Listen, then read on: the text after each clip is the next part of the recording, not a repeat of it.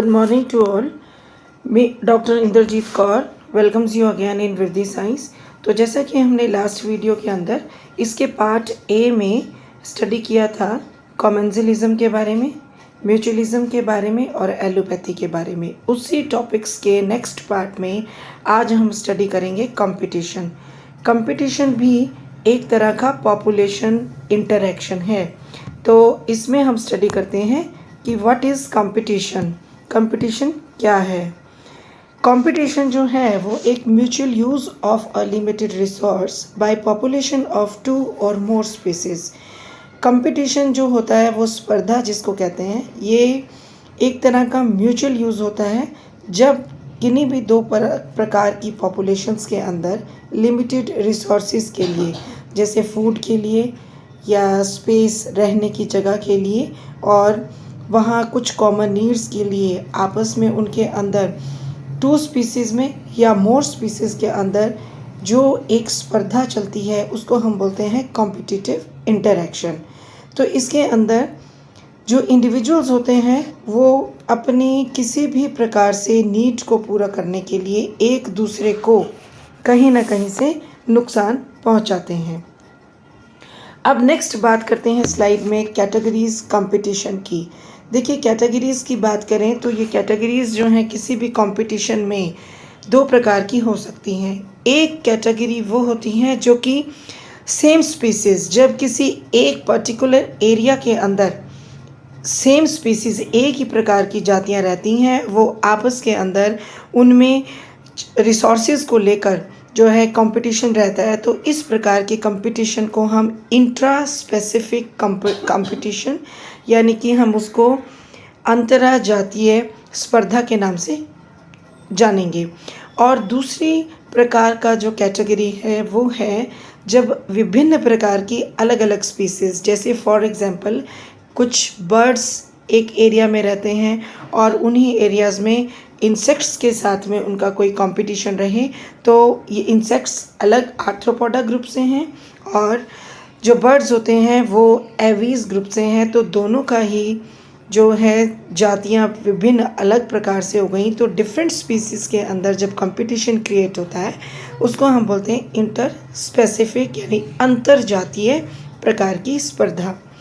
इसके अंदर जो रिसोर्सेज होते हैं वो शॉर्ट सप्लाई, यानी कि कभी कभी जो रिसोर्सेज बहुत कमी होने की वजह से जब एक ही किसी एक जाति के द्वारा यूज़ कर लिए जाते हैं लेकिन दूसरे जो ऑर्गेनिजम्स हैं उसको यूज़ नहीं कर पाते, तो इस तरह से ये कंपटीशन कहलाता है एक्सप्लॉयटेशन।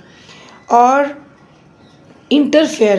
इंटरफेरेंस का मतलब होता है ये एक ऐसा एक्शन है जब जो कि प्रोड्यूस किया जाता है किसी एक प्रकार की जाति में जो कि डायरेक्टली हार्मफुल थिंग्स जो हैं उसके अंदर कंज्यूम करता है।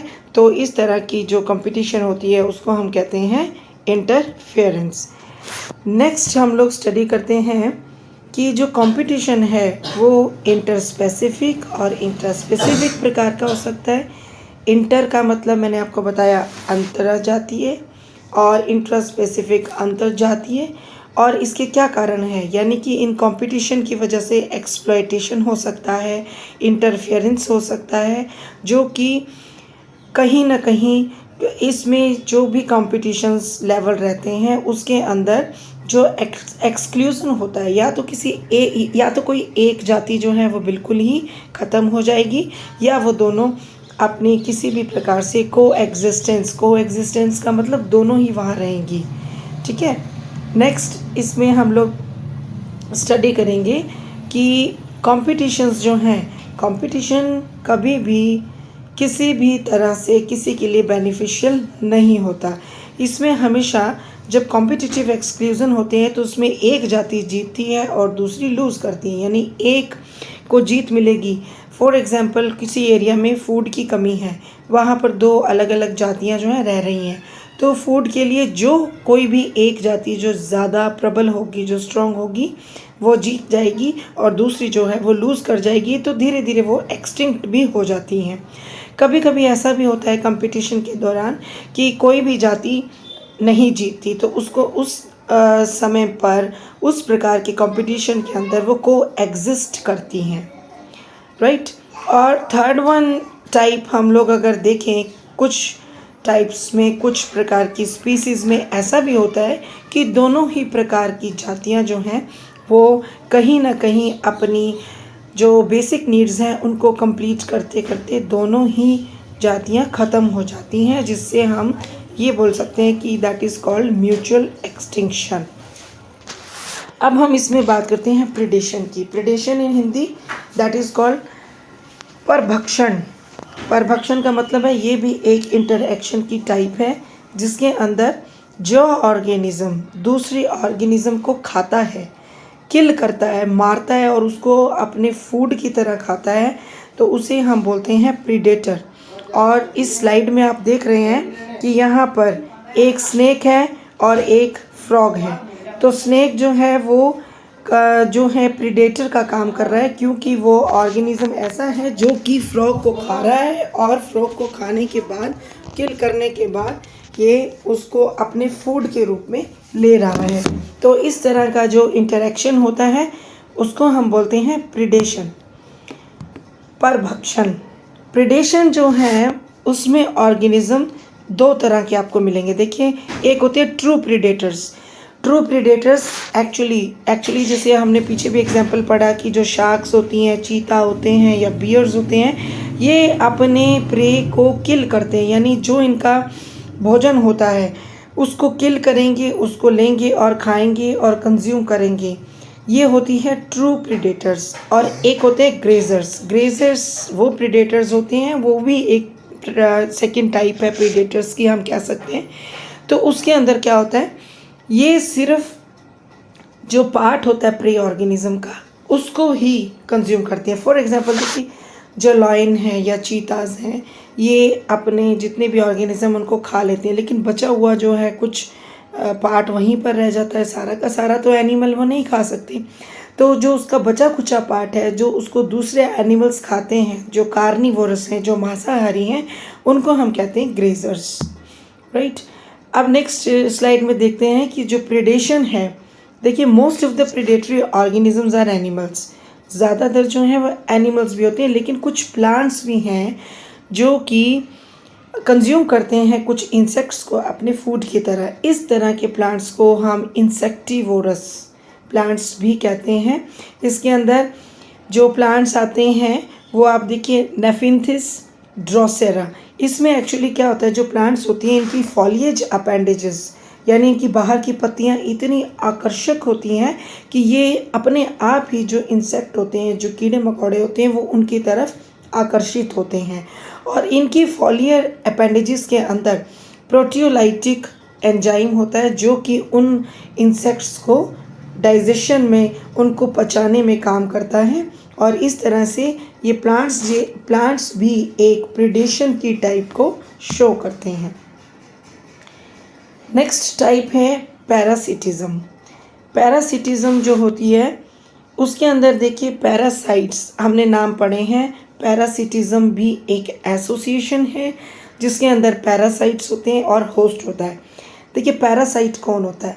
पैरासाइट का मतलब होता है जो ऑर्गेनिज्म किसी दूसरे की बॉडी में रहकर अपना भोजन प्राप्त करता है उसको तो बोलते हैं पैरासाइट, और जिसकी बॉडी पर रहता है उसको बोलते हैं होस्ट। अब इसका एक इजी सा एग्जांपल मैं आपको बता रही हूँ। देखिए, हमारी बॉडीज़ के अंदर, हमारे सिर में, वो हमारी बॉडी का एक पार्ट है, उसके अंदर जूं लाइस रहती है। तो लाइस हमारी बॉडी में से ब्लड को लेती है और ब्लड उसके लिए फूड है, जूं के लिए वो भोजन है, जिसको पीकर वो अपना मतलब उसके अंदर ग्रोथ होती है, उसकी डिफरेंट स्टेजेस आती हैं। तो हमारी बॉडी क्या हुई? हमारी बॉडी होस्ट हुई, और पैरासाइट कौन हुआ? पैरासाइट हुई वो जूं, वो लाइस। तो पैरासाइट्स हमेशा साइज़ में छोटे होते हैं, और जो हमारे होस्ट होते हैं they are much more larger, ठीक है। और पैरासाइट्स जो हैं वो हमेशा ही होस्ट की बॉडीज़ पे रहते हैं। अब पैरासाइट्स जो होते हैं, अगर हम इनकी बात करें तो पैरासिटिज्म एक प्रोसेस है जिसको हम 2 ग्रुप्स में डिवाइड करते हैं, यानी पैरासाइट्स जो हैं वो 2 तरह के हो सकते हैं। एक है एंडोपैरासाइट और एक होता है एक्टोपैरासाइट।